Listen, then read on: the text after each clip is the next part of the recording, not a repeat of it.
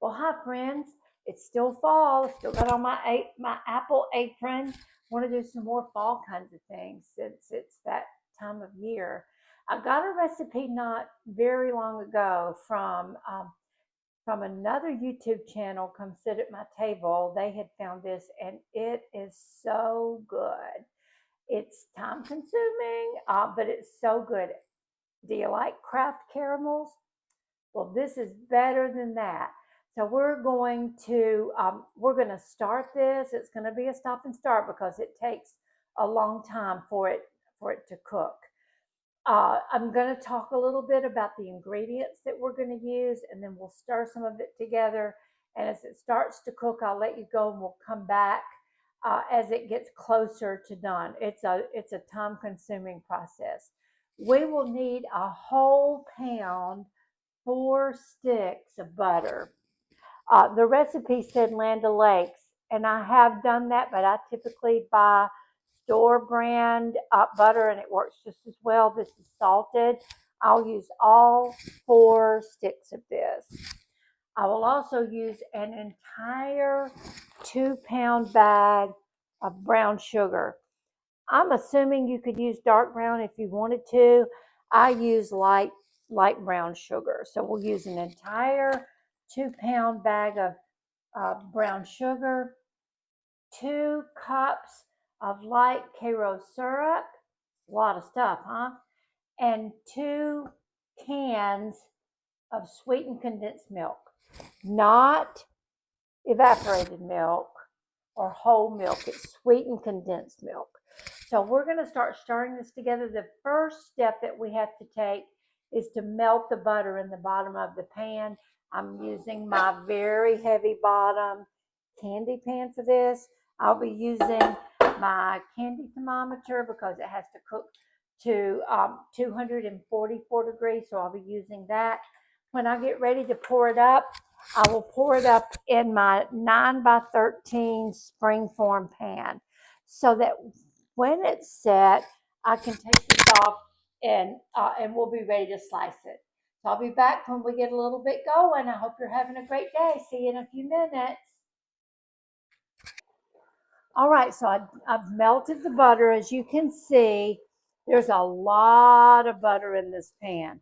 So we're going to start adding ingredients. The first thing I'm going to add is 2 whole cups of karo syrup. Look at that. Man, that's a lot. It is a lot of stuff. Also, and I'm going to stir that in. After that, I'm going to add the entire 2 pounds of brown sugar. In it goes. All right. We'll stir that. The only ingredient that I didn't mention is the vanilla, and it will not go in until this is already cooked.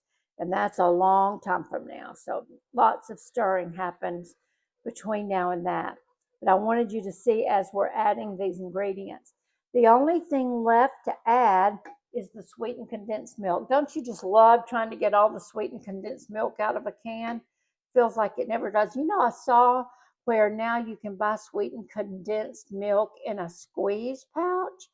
I'm anxious to give that a try because I think it's got to make things easier to get it into your recipe.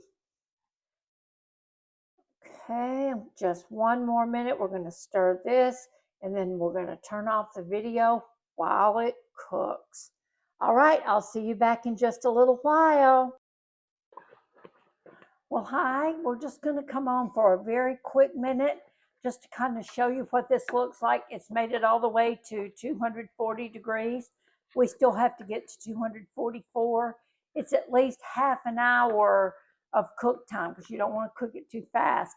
So about a half an hour or so. So you might need a substitute stirrer. I have one, my sweet daughter. So just look at what this bubbly mixture looks like in here. Doesn't that look absolutely delicious? In just a few minutes, we've made it to 241. We're going to take this from the heat and add in the vanilla. Once we've stirred in the vanilla, then we'll pour it up in the pan and we'll come back and show you what it looks like then. All right, we've poured it in the pan. It is very, very hot. This is a mixture that could really burn you if you're not careful. We've taken it off the stove. We've added our vanilla, stirred that in, and we've poured it into this pan. The recipe says that we should let it sit all night. In my experience, sometime in an hour or so, it'll be ready to cut.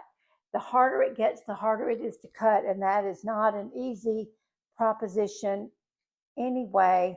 So we want to give it enough time to get hard, but not too hard. So we're going to let it harden, and then we'll be back. This video will be posted in the next couple of days, so watch out for it if you'd like to see these creamy caramels. But we'll be back to show you when we've cut them.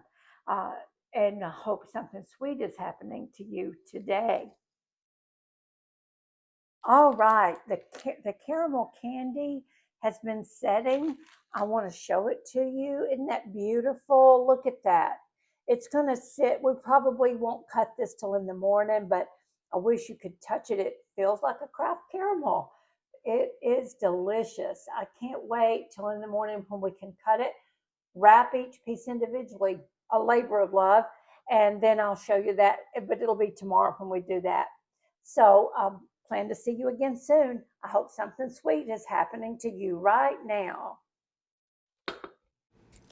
Okay, so I took some of those caramels and wrapped them so that you can see the finished product. They're super cute. But I also wanted to show you how we do it. And there's several components to that. And I'm going to show you those as we go. So I cut all of the candy into long strips. They almost look like snakes. You can see one of those on my cutting board. All of them were cut, and I rolled them individually in parchment paper so that they won't stick together. Otherwise, they're going to stick together. They're going to be very difficult to cut. The other thing I want to mention is a really nice piece of equipment that I found.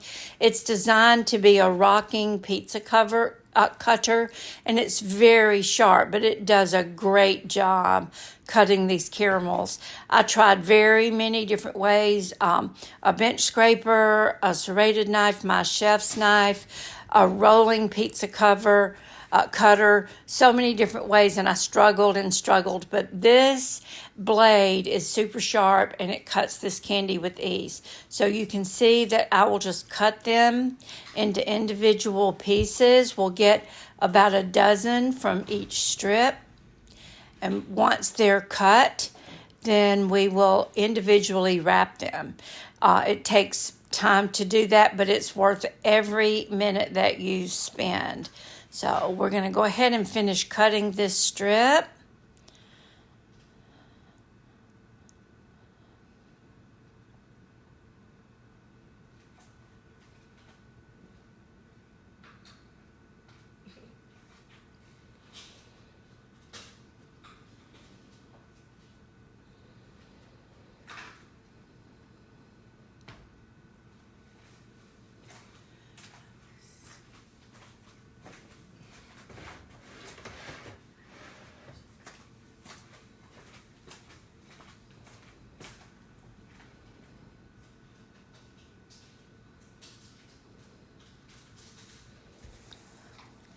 Okay, now that I have them cut, I will show you. We have, I think they're 4-inch square clear cellophane candy wrappers, and we pull those apart. They can be a little squirrely to deal with, but you can pull them apart.